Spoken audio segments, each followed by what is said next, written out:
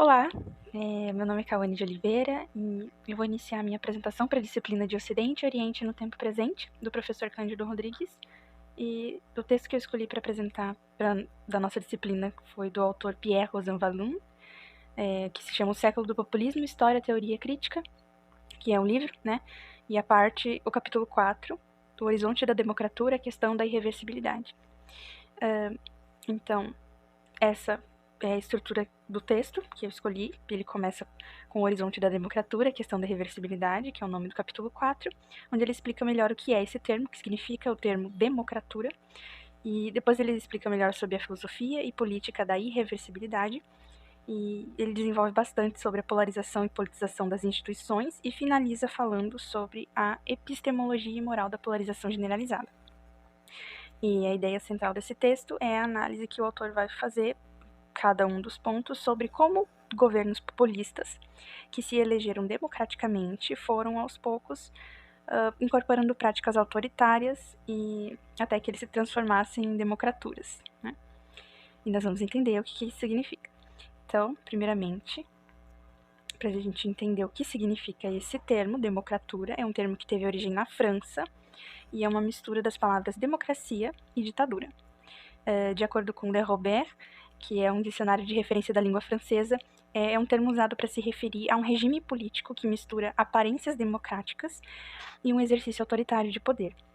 Então é isso que caracteriza uma democratura. E ela está relacionada ainda com dois casos, que são a justificação democrática de práticas autoritárias e a passagem progressiva dos países para regimes autoritários. Esse termo ele faz lembrar a ideia de um governo que mistura ditadura com democracia, mas o autor diz que não é isso.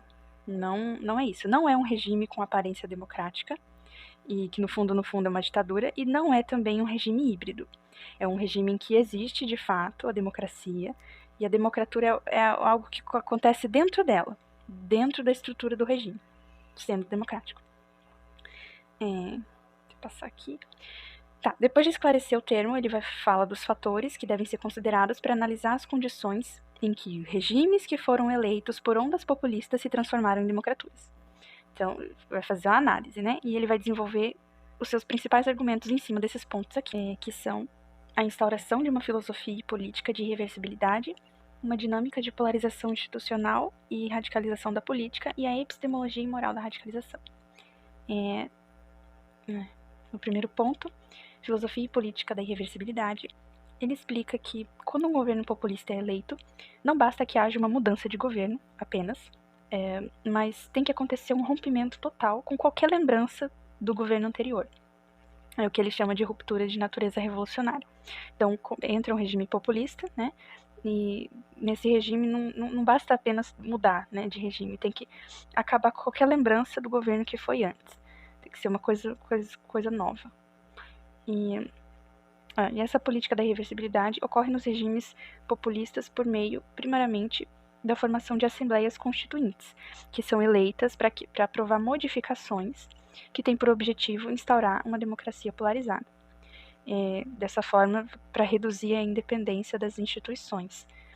Também é comum nesses governos populistas que sejam feitas mudanças nas condições de reeleição do chefe de Estado, através de alterações na Constituição. E alguns exemplos desses tipos de governos que o autor cita que adotaram essa política da irreversibilidade são os governos de Chávez, Correa, Maduro e Morales, esses na América Latina, e Kaczynski e Orbán na Europa. Outro ponto que o Rosanvallon vai tratar é sobre a polarização e politização das instituições. Aqui ele diz que é da natureza dos regimes populistas que em algum momento eles passem a agir no que ele chama de democracia polarizada. Isso acontece na forma de duas modalidades. A primeira é a brutalização direta das instituições, que isso acontece assim num processo mais repentino, onde a mudança ela é mais radical, e a segunda modalidade são estratégias de desvitalização progressiva. Esse processo é mais lento e as mudanças que vão acontecer vão sendo feitas gradualmente. O autor dá de exemplo a Venezuela e a Hungria em cada caso.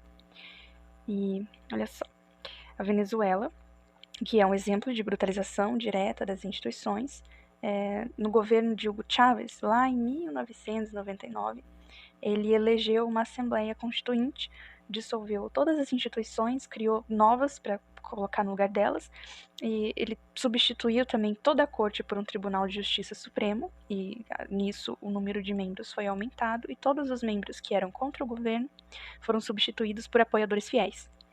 Então, isso aconteceu, ele fez isso para que não houvesse mais obstáculos para as atitudes que ele queria tomar no governo, né? E ele fez tudo isso aconteceu de forma inconstitucional, ou seja, foi contra a Constituição da Venezuela na época. E no segundo caso aqui, sobre a desvitalização progressiva, o autor dá de exemplo a Hungria, e na Hungria, o governante Viktor Orbán fez também várias reformas, porém, diferente da Venezuela, não foi de forma inconstitucional, foi dentro das normas. Porém, ele reduziu atribuições essenciais da corte, ele realizou a criação de políticas públicas para impedir a ação de futuros governos que não fossem do seu próprio partido. Então, se entrasse um governo que não era do partido dele, já não ia conseguir governar, né? E isso é uma coisa que normalmente não está, ou não deveria estar em uma Constituição, porém ele colocou lá na Constituição da Hungria. E então o autor está falando que o exemplo da Hungria mostra esse processo mais lento, em que as mudanças elas acontecem, mas elas demoram tempo, né? São mais sutis também. No exemplo da Venezuela, a brutalização é bem mais radical. Além disso, houve uma associação entre a politização das funções e a polarização das instituições, para que o controle ficasse todo nas mãos de um poder executivo e que, dessa forma, esse mesmo poder pudesse controlar também o poder legislativo de acordo com seus próprios interesses. Olha só, os meios de comunicação. Esses meios de comunicação também são uma estratégia dos regimes populistas para se manterem no poder e para manterem a boa imagem deles no país, ou construírem uma boa imagem diante do país. E uma maneira bastante comum de fazer isso é reduzindo a renda publicitária dos jornais da oposição.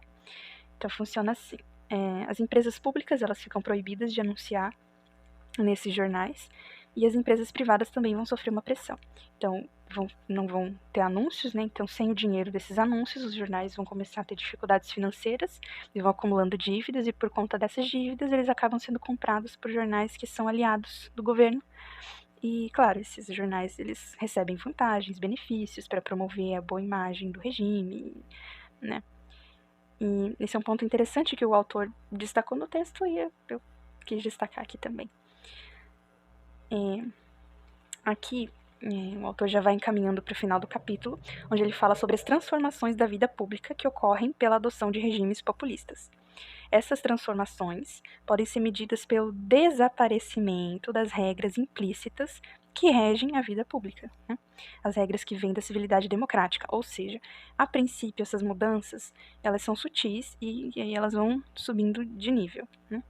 Ao mesmo tempo em que elas acontecem, ocorre também uma forte tendência de intensificação da polarização partidária e de endurecimento das oposições sociais.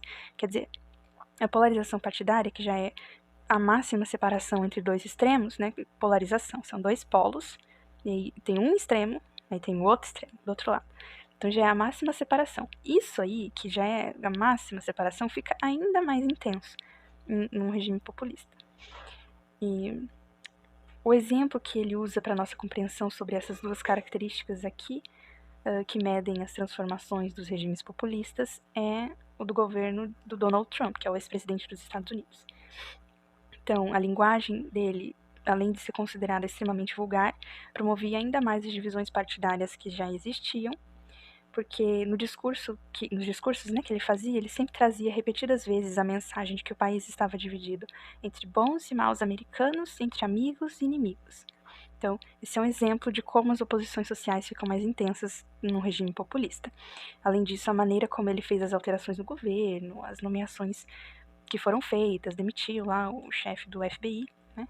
E essas atitudes todas mostraram uma falta de preocupação da parte dele em estar de acordo com algumas regras de comportamento na política. E essa imagem que eu coloquei ali do ex-presidente Donald Trump, quando no dia 6 de janeiro, né, que teve estava tendo a confirmação da eleição do presidente Joe Biden, e ele fez um discurso para os apoiadores dele, e logo depois teve aquela invasão horrível no Capitólio. Então, é um exemplo do que acontece quando ele está falando aqui no texto da intensificação da polarização partidária, né? Que isso fica muito forte. E boa parte vinha também dos discursos que o ex-presidente Donald Trump fazia. Tá. Umas considerações finais do capítulo.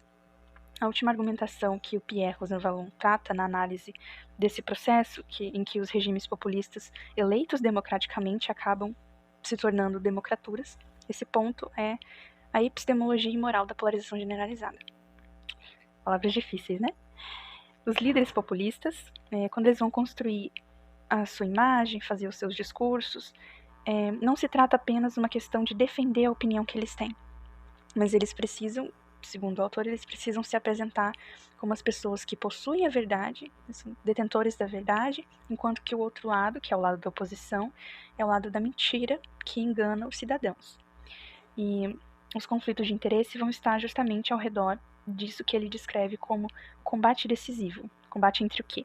Entre a verdade e a mentira. E isso gera uma forte divisão de opiniões, né?